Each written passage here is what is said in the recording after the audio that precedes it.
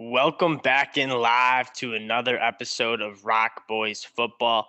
We are back with a Miami Dolphins 2022 7-round mock draft. Again, early on in the process, as we do with all these videos, and really just kind of looking at different combinations these teams could potentially go with, looking at position needs for the teams, and just talking some prospects, some potential prospects for the team. Dolphins just got eliminated from the playoffs, but it's very obvious that this team has some serious bones to be a contender in apparently a loaded AFC East with how Mac Jones has been playing up in New England. Brian Flores clearly has his team going in the right direction. Unfortunately, Tua wasn't able to stay healthy early on, and those losses that piled up really bit him in the butt. That being said, they got some young studs. Javion Holland's been phenomenal. Jalen Phillips is emerging. And they got some guys to build around. That defense definitely flies around, makes some good plays. I love Christian Wilkins, probably one of my favorite guys um, on the roster. Let's get into this mock, start thinking about where the Dolphins could go with. I think wide receiver two could be a potential option. Devontae Parker has been horrible, but you kind of want more. Jalen Waddle's been, or I think, a perfect fit, and I think that's why the Dolphins went and got him. Tua likes to get the ball out of his hands early. Jalen Waddle is a guy who can get separation early, and if you get the ball in his hands early, it doesn't need to be down the field. He's electric. I have him on my fantasy team. He's a PPR god. So we're sitting at, unfortunately, it's kind of a tough spot, just missing in the playoffs. You're picking late in the first round. I don't hate like trading back, but let's go see what we got. I would have loved Nakobe Dean, to be honest, at 22. Um, I got my eyes on Drake London. I've gotten a lot of film on Drake London lately. Kind of Devontae Parker esque. He separates way better than people give him credit for. Looking at this depth chart, the wide receiver, it's not a very deep room after Jalen Waddle, after Devontae Parker, and I'm pretty sure Devontae Parker's contract's up in 2024. So you're getting really young, and you're getting two studs in Jalen Waddle and Drake London who are going to be able to develop with Tua into, I think, an elite duo. And you can kind of move Jalen Waddle kind of around. Drake London's also one from the slot. You're just kind of surrounding Tua with some great weapons. We're gonna go Drake London here. I think that's a dynamite pick. I have him as a top 20 prospect. Truck after the catch, very good after the catch. So again, you give him the ball early, like Tua likes to get it out early. Give him a big frame, and he's gonna make some plays for you. I also want to address the offensive line. Liam Eichenberg, they obviously took early last year, taking his lumps at left tackle. I'm not out on him totally. That being said, there's a lot of room for improvement. Know who I am out on is Austin Jackson. I think he stinks.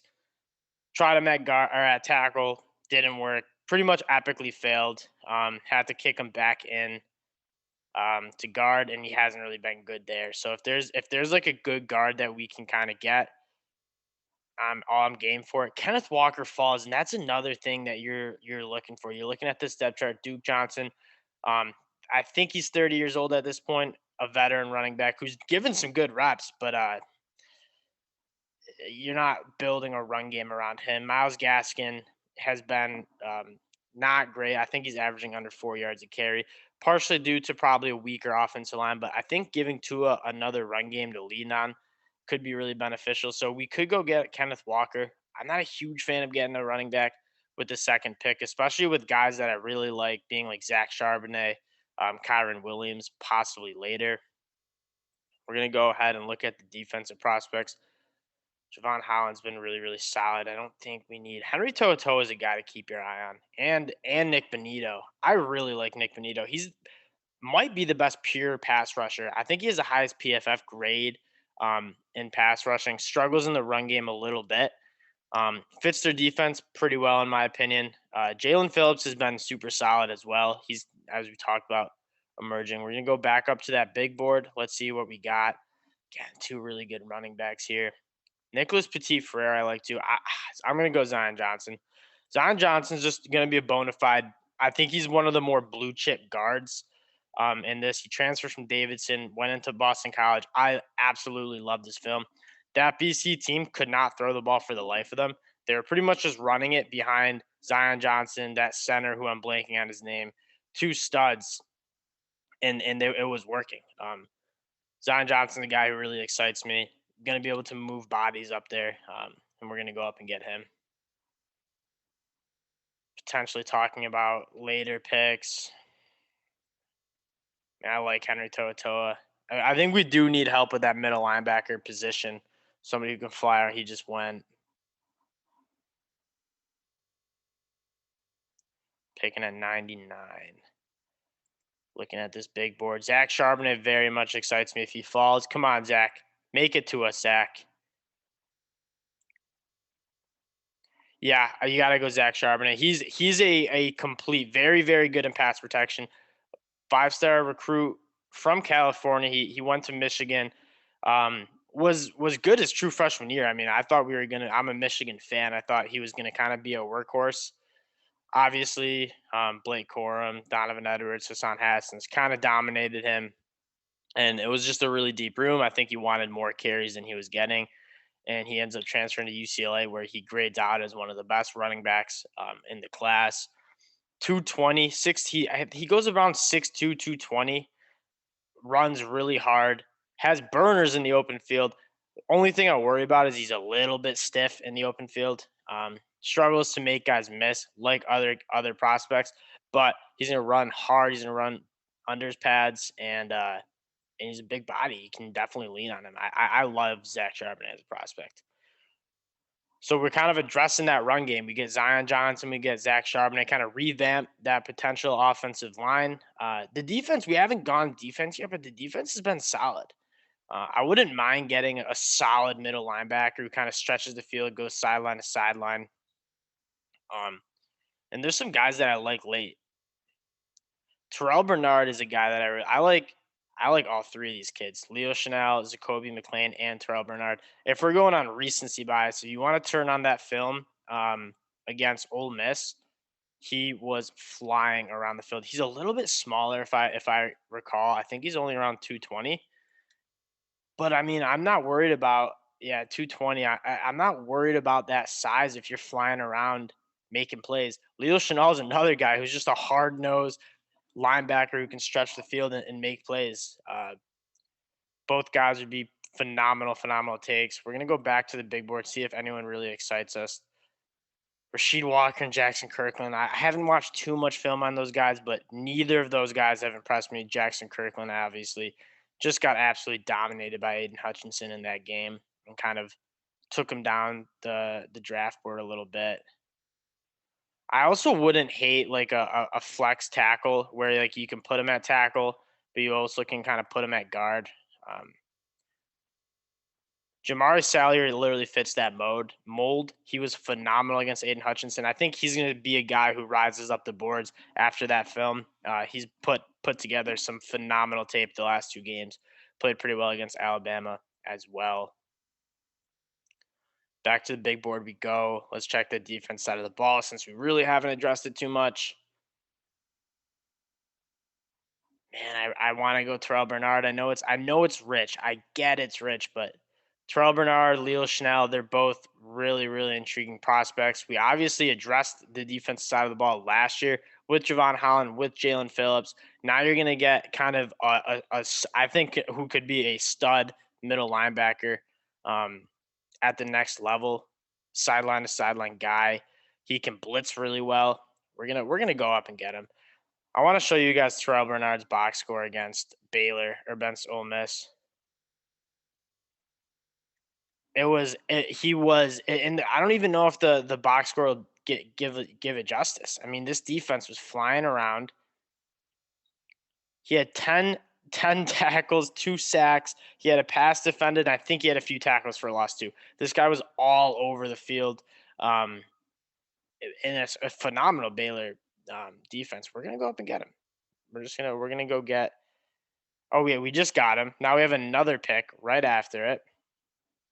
I mean, we could go with a lot of these guys.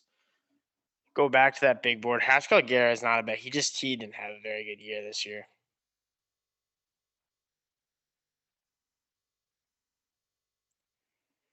I like Mike Gesicki at tight end. He's put together some good film. Even like if we don't get Zach Charbonnet, a guy like Damian Pierce was phenomenal. I don't know why he didn't get that many carries, but he just didn't get that many carries at Florida.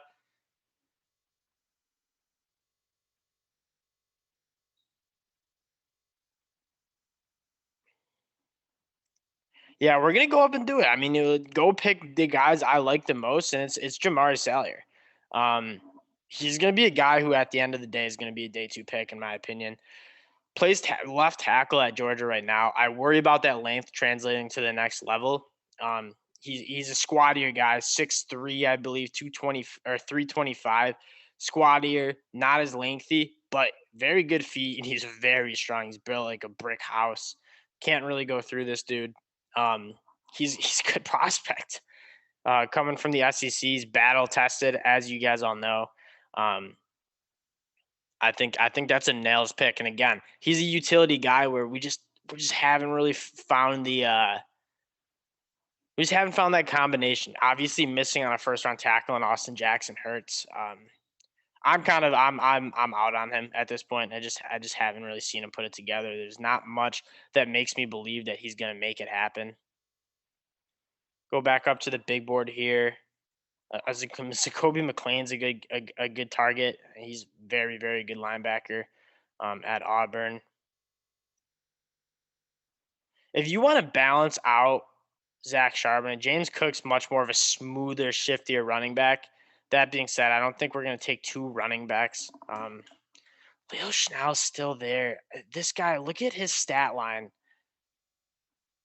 And again, I'm not a huge box score guy, but at the end of the day, when you're putting together 100 tackles, he's not 260. That's cap. Well, that's his brother actually. No, it's not his brother. He's not 260. There's just no way. Um, but he is like great speed though. It's really impressive how well he runs the ball. 8 sacks, can rush the passer, 2 forced fumbles, and 100 total sacks. I mean, making 100 tackles, being 260, and I actually am talking myself into it because who do we just get? Terrell Bernard, who's much smaller, speedier. Linebacker. Leo Schnell just declared. I think he's a dynamite pick. I think he can balance it out really well. Looking at this Miami Dolphins depth chart, it's nothing that's really exciting you with those inside linebackers there with Jerome Baker, who's been pretty solid. And Landon Roberts. You stick him on the edge. He had 8 sacks. You stick him inside on that weak side for Van Ginkel. We're gonna go get him. We're gonna go get him. Get back to this mock draft here. Leo Chenal, Wisconsin. Uh, I like him, man. Again, we're picking linebackers on just high performing defenses. You want to find linebackers who were on extremely good defenses because they're probably doing their job. He's a diamond in the rough. I love that kid. Love him. Now we're just looking. I mean, we're less concerned with the depth chart and more just like, can we find a stud? Can we find a diamond in the rough late? Um, Address that offensive line. There might be some guys that we like later on in that offensive line. Back to the big board we go. Brian Robinson's another. I mean, he's an older prospect, but he is a force, man. Cincinnati just couldn't tackle that dude. Dontario Drummond, interesting. I mean, I know we got Drake London, but Dontario Drummond, I don't know if you guys know a lot about Traylon Burks from Arkansas. Dontario Drummond's very similar, 220. I believe he's 6'3", but he can fly. Like, he's very, very fast. Good at the catch point. Definitely not a bad take here. Max Mitchell's another guy who's he can put on weight. He's only 300 pounds. He's gonna need a Senior Bowl. Obviously playing at Louisiana Lafayette, you're not going up against um, stud guys. Go to the Senior Bowl. You're gonna see seniors who were performing at a high level in the SEC and the Big Ten and the ACC. My brother's done a lot of film on Max Mitchell. He loves him. My brother, he's a solid. He knows his offensive line, so I trust him. I trust him here. Um, he's a guy that if we'll take him here, and we're really addressing this offensive line at this point. Um, and another swing guy. I think he can play tackle, but I also think he can play guard and put on some weight. And at some point we're gonna hit, right? We got Liam Eichenberg, now we got Zion Johnson, who's also played a little tackle. We got Jamari Salyer, who's plays left tackle at Georgia, a potential natty championship team. He can make it happen. Back at this big board, looking at it. Josh Pascal is a guy that people are really starting to like. We just haven't addressed defense enough. So JT Wood's another guy who played at a high level in that championship game. He's an interesting prospect, a bigger guy, but he can rush the passer at a high level. Um, Now we're getting kind of low. We're getting low.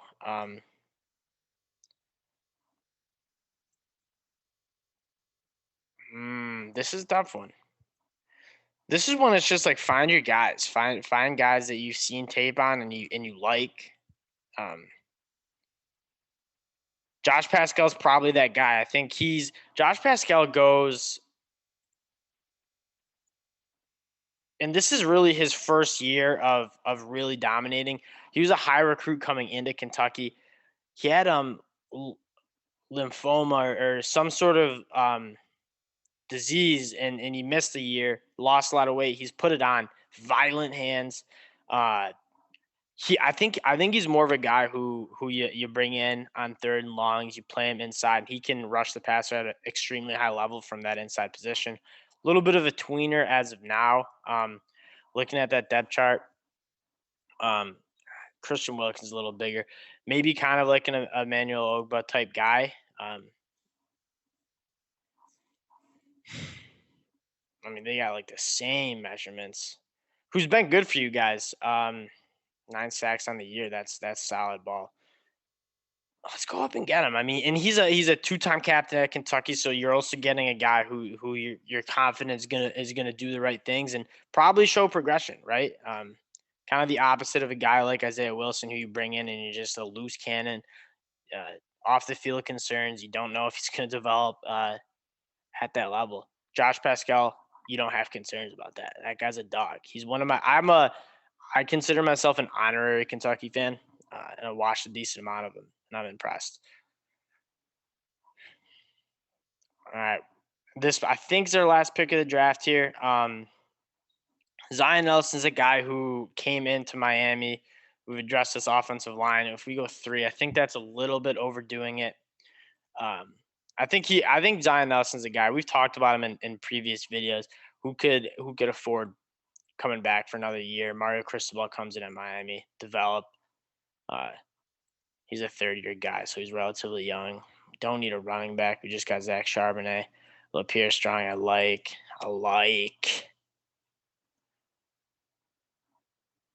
Mike Rose, hard nose. I like using these end of picks to get like. Do we have any guys who are just absolute like space eater dominator type guys? I don't love picking them high because like you're just kind of picking them to take on double teams. See if we like any guys like that. Um, Marquand McCall, man, take a look at this guy. He is a monster.